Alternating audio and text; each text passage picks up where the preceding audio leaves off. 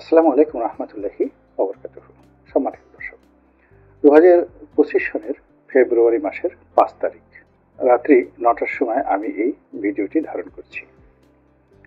আজকের দিনের যে সামাজিক মাধ্যম মানে ফেসবুক থেকে শুরু করে অন্যান্য যে সকল সামাজিক মাধ্যম রয়েছে সেখানকার একেবারে হট গরম তাজা খবর হলো ইনকিলাব মঞ্চ। সেই ইনকিলাব মঞ্চের নেতৃত্বে বুলডোজার মেশিন বা বুলডোজার মিছিল এই প্রথম বাংলাদেশে যাকে বলা হয় একটি ভাইব তৈরি করতে যাচ্ছে। অর্থাৎ বুলডোজার, ভেকু এগুলো নিয়ে মিছিল করা হবে এবং এগুলো দিয়ে একটি বাড়ি প্রকাশ্য দিবালোকে বা রাতের আধারে একেবারে পুরো রাষ্ট্র শক্তিকে চ্যালেঞ্জ জানিয়ে গুড়িয়ে দেওয়া হবে। কারণটা কি? ওই বাড়িতে বঙ্গবন্ধু শেখ মুজিবুর রহমান বসবাস করতেন এবং ওই বাড়িকে কেন্দ্র করে ৭১-এর মুক্তিযুদ্ধের সপক্ষ শক্তি হিসেবে যারা নিজেদেরকে দাবি করেন তারা যে সকল কথাবার্তা বলেন এটি অনেকের ভালো লাগে না, মেজাজ গরম হয়ে যায়। ফলে তারা এই বাড়িটির যে অস্তিত্ব সেই অস্তিত্ব মাটির সঙ্গে মিশিয়ে দিতে চায়। এটি হলো ইমপ্লাইড মানে পরোক্ষ কারণ। প্রত্যক্ষ যে কারণ সেটি হলো বঙ্গবন্ধু শেখ মুজিবুর রহমানের যে কন্যা শেখ হাসিনা, তিনি বাংলাদেশ থেকে তিনি ভারতে চলে গেছেন, পালিয়ে গেছেন। এর কারণটা হলো এখানে দুটো শব্দ উচ্চারণ করতে হচ্ছে। বাংলাদেশের আবহাওয়া খুবই পরিবর্তনশীল। আজ যদি আমি বলি যে পালিয়ে গেছেন, 2 দিন পরে যদি ছাত্রলীগ, যুবলীগ, আওয়ামী লীগ ফিরে আসে তখন বলবে যে গোলাম মোল্লা রনিকে বুলডোজারের নিচে ফেলে একটা ডলা দিয়ে দাও।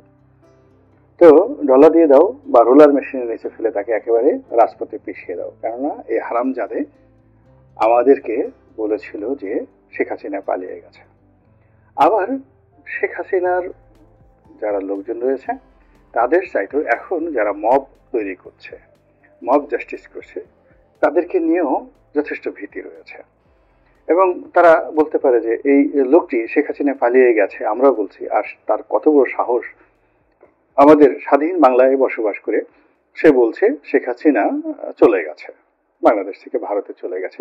মনে হয় যেন উনি নিজের ইচ্ছায় গেছে। আমরা যে তাকে একেবারে বাধ্য করেছি, আমাদের ভয় যে তিনি পালিয়ে গেছেন, কোনো মতো দৌড়ে পালিয়েছেন, পানি খাওয়ার মতো সুযোগ তিনি পাননি, দুপুরের খাবার খাওয়ার সুযোগ পাননি, আর এটাকে উনি বলছেন যে তিনি ভারত চলে গেছেন স্বেচ্ছায়। তো কাজেই তাকেও একটা ডলা দেওয়া হোক। তো এই ডলাডলির ভয়ে আমি সাধারণত এখানে দুটো শব্দই উচ্চারণ করি। এখন যে যেভাবে পারেন বা যেভাবে বোঝেন সেভাবে তারা নিজেদের মতো করে বিষয়টি ধারণ করেন। দ্বিতীয় যে বিষয়টি হলো যে এই শেখ হাসিনা তার যে গর্বের বস্তু তার পিতার লিগেসি, ঐতিহ্য বা ট্র্যাডিশন, আর এই ধানমন্ডির যে 32 নম্বর বাড়ি এটাকে তিনি অ্যাজ এ মনুমেন্ট হিসাবে, তার ক্যাপিটাল হিসাবে তিনি গত 15টি বছর ব্যবহার করার চেষ্টা করেছেন। এটিকে তার মালিকানা থেকে তিনি একটা ফাউন্ডেশনের মাধ্যমে, একটা ট্রাস্টের মাধ্যমে এখানে একটি জাদুঘর প্রতিষ্ঠা করেছেন, যেটি এই মুহূর্তে সরকারি সম্পত্তি। তো সেই জাদুঘর প্রতিষ্ঠা করে ওখানে বঙ্গবন্ধুর স্মৃতি থেকে শুরু করে সবকিছু সংরক্ষণ করার চেষ্টা করেছেন। তো কাজেই শেখ হাসিনা চলে যাওয়ার পর এখন তাকে কষ্ট দিতে হবে, তাকে অত্যাচার করতে হবে, তাকে জুলুম করতে হবে এবং তিনি যেন জীবিত থেকে জীবনের যে কষ্ট বেদনা যে কি এই জিনিসটি যেন অনুভব করতে পারেন। এই কারণে ওই বাড়ির প্রতি শেখ হাসিনা বিরোধী যারা লোকজন রয়েছেন তাদের ক্ষোভ এবং ক্রোধ রয়েছে। 3 নম্বরে যে জিনিসটি আমি অনেকবার বলেছিলাম, শেখ হাসিনা যখন ক্ষমতায় ছিলেন তিনি প্রচন্ড দাম্ভিকতা নিয়ে বেগম জিয়ার বাড়িটি মাটির সঙ্গে গুড়িয়ে দিয়েছিলেন। তো আমি তখনই বলেছিলাম যে আগামী দিনে যখন তার ক্ষমতা থাকবে না তখন এই 32 নম্বর যদি মাটির সঙ্গে গুড়িয়ে দেওয়া হয়, সুধায় সদনকে যদি মানে শেখ হাসিনার স্বামীর বাড়ি সেটিকে যদি মাটির সঙ্গে গুড়িয়ে দেওয়া হয়, এটি আশ্চর্য কোনো ঘটনা হবে না, এটি স্বাভাবিক ঘটনা। এখন সেরকম একটা পরিস্থিতি তৈরি হয়ে গিয়েছে, যদিও আমি মনে করি যে এই কাজটি করা সঠিক নয়, কিন্তু ইট ফর দ্যাট অতীতে যে ঘটনাগুলো ঘটেছে। এখন ওই যে মনিউল রোডের যে বাড়িটি, যে বাড়িতে যাকে বলা হয় বেগম জিয়া ছিলেন, শহীদ প্রেসিডেন্ট জিয়াউর রহমান ছিলেন, তো ওটাও তো একটা লিখেছি। ওটাকে নিয়েও তো ইতিহাস আছে, ঐতিহ্য আছে, ওটিকে নিয়ে মুক্তিযুদ্ধের স্মৃতি আছে, ওটিকে নিয়ে গণতান্ত্রিক আন্দোলনের ইতিহাস আছে। ওটির প্রতি বাংলাদেশের 30 থেকে 35% যারা বিএনপি করেন তাদের সিম্প্যাথি রয়েছে, এমপ্যাথি রয়েছে, বিশ্বাস রয়েছে, ভালোবাসা রয়েছে। তো সেটি যখন অশ্রু জলে মাটির সঙ্গে মিশে গেছে, এবং বেগম যে সাধারণত কখনো কাঁদেন না, কিন্তু ওই বাড়িটি যখন ভেঙে ফেলা হলো তিনি তখন অঝরে কেঁদেছিলেন। কাজেই বিএনপির সেই যারা লোকজন রয়েছেন তারাও কিন্তু শেখ হাসিনা চাচ্ছেন যে তিনি বেগম জিয়ার মতো কাঁদুন এবং আহাজারি করুন। আবার বেগম জিয়ার বাড়িতে যেভাবে বিল্ডিং তৈরি করে সেখানে বসতি স্থাপন করা হয়েছে, তো এখন সঙ্গতি কারণেই তারা বলতে পারে যে তাহলে সেই বঙ্গবন্ধুর বাড়িতে 32 নম্বরের বাড়িতেও ভবন নির্মাণ করে এই 71-এর যে কাউন্টার এখন বিপ্লব বা নতুন যুদ্ধ, নতুন স্বাধীনতার যারা শহীদ হয়েছেন তাদের পরিবারকে ওখানে পুনর্বাসিত করা হবে। 1 বিঘা জায়গার উপরে যদি 20 তলা বা 30 তলা বিল্ডিং করা হয়, সেখানে অনেকগুলো অ্যাপার্টমেন্ট হবে, তাদেরকে সেগুলো দিয়ে দেওয়া হবে। এগুলো সবই প্রতিহিংসা। এবং আজকের দিনে যে খবর সেটি হলো যে আজকে রাতে ওই বাড়ি বুলডোজার দিয়ে ভেঙে ফেলা হবে, ওই বাড়িতে আক্রমণ করা হবে, অথবা ওই বাড়ির দিকে বুলডোজার নিয়ে লোকজন এগিয়ে যাবে। কেন যাবে? শেখ হাসিনা একটা ভাষণ দেওয়ার কথা তিনি বলেছেন, যে তার ফেসবুক পেজ থেকে, তারপরে মানে আওয়ামী লীগের ফেসবুক পেজ থেকে বা ইউটিউব চ্যানেল থেকে তার সেই ভাষণ সরাসরি সম্প্রচার করা হবে। এখন এটি যদি করা হয় তাহলে হুমকি দেওয়া হয়েছে তিনি এই কাজটি করলে তার বাড়ি ভেঙে দেওয়া হবে। কাজে আমি এই মুহূর্তে মানে 9টার সময় এই কাজটি হওয়ার কথা, আর আমি এখন যেহেতু ভিডিও করছি আমি জানি না যে আসলে সেখানে কি হচ্ছে, কি হওয়া উচিত বা সেটার পরিণতি কি হবে। আমি শুধুমাত্র যে বিষয়গুলো বলছি সেটি হলো যে এই যে শেখ হাসিনা ভাষণ দেবেন বা সেই ভাষণকে কেন্দ্র করে আপনি এই বাড়ি ভেঙে ফেলবেন, এটাতে আমি আপত্তি করি। আপনার যদি শক্তি থাকে, ইচ্ছা থাকে, জিদ থাকে, ক্রোধ থাকে, জিঘাংসা থাকে, তাহলে 32 নম্বরের বাড়িটিকে আপনি আলাদা করে ফেলেন, আলাদা করে আপনি আপনার মতো ভাঙেন, আপনি আপনার মতো ধ্বংস করেন। আপনি তো একটা সময় ওখানে আগুন লাগিয়ে দিয়েছেন, তো কি হয়েছে? নাথিং। তারপরে ওখানে 15ই আগস্টের দিন যারাই গিয়েছে তাদেরকে অপমান করা হয়েছে, লাঞ্ছিত করা হয়েছে। কি হয়েছে বাংলাদেশে? বাংলাদেশে আসলে ক্ষমতা যাদের হাতে থাকে তাদের বিরুদ্ধে সাধারণত মানুষ দাঁড়ায় না, আবার মানুষের যখন ক্ষমতা চলে যায় তখন তাদের দিকে কেউ ফিরে তাকায় না। এখন যারা ক্ষমতায় আছেন তারা যে কোনো কথা বলতে পারেন, যে কোনো কাজ করতে পারেন, কেউ আপনাদেরকে বাধা দেবে না। আবার কখনো যদি আপনাদের ক্ষমতা চলে যায়, আপনাদের উপর অতীতের যে কোনো সময়ের চাইতে গাণিতিক হারে জুলুমভাবে অত্যাচার হবে এবং আপনাদের পক্ষে একটি উফ শব্দ করার মতো লোক পাবেন না। এটা হলো যাকে বলা হয় একটা সাধারণ আমাদের বৈশিষ্ট্য। কাজে 32 নম্বর নিয়ে আপনার যদি ক্ষোভ থাকে, রাগ থাকে, এমনকি সুধাশব্দ নিয়ে যদি আপনার রাগ থাকে, ক্ষোভ থাকে, আপনি হাতুড়ি দিয়ে একটা পিটিয়ে ভেঙে ফেলতে পারেন। বাস্তব দুর্গে যদি পতন হতে পারে, সেক্ষেত্রে কেন 32 নম্বর বা সুধাসদন ভাঙা যাবে না? আপনি ভাঙতে পারেন স্বৈরাচারের প্রতিনিধি হিসেবে। আপনি যদি গণভবন ভাঙতে পারেন, গণভবনের ঐতিহ্য তো আরো বেশি, সেই গণভবন আপনি ভেঙে সেটাকে অ্যাবান্ডন করে সেটাকে আপনি যদি জাদুঘর বানাতে পারেন, তাহলে 32 নম্বর যে জাদুঘর, সেই জাদুঘরকে আপনি অনেক কিছুই বানাতে পারেন। কিন্তু এটাকে আপনি আলাদা রাখেন। কিন্তু শেখ হাসিনা ভাষণ দিলে আপনি এই বাড়ি ভাঙবেন, এই জিনিসটিতে আপনার যে দুর্বলতা প্রকাশ পাচ্ছে, সেই দুর্বলতা নিয়েই আমি মূলত আলোচনা করতে চাচ্ছি। আমার কাছে মনে হচ্ছে যে আপনি বা আপনারা যারা এই বাড়ি ভাঙতে চাচ্ছেন তারা শেখ হাসিনাকে ভয় পাচ্ছেন। এখন শেখ হাসিনার যে বাস্তব অবস্থা, তার দুটো বৈশিষ্ট্য প্রধানত আপনাদের কাছে রয়েছে যারা শেখ হাসিনার বিরোধিতাকারী। সেটি হলো শেখ হাসিনাকে আপনি ঘৃণা করবেন অথবা তাকে ভয় পাবেন। আর যারা শেখ হাসিনাকে ভালোবাসেন তাদের জন্য দুটো বিষয় রয়েছে, অর্থাৎ শেখ হাসিনার জন্য জীবন দেবেন অথবা শেখ হাসিনার জন্য দোয়া করবেন আবেগে আপ্লুত হয়ে।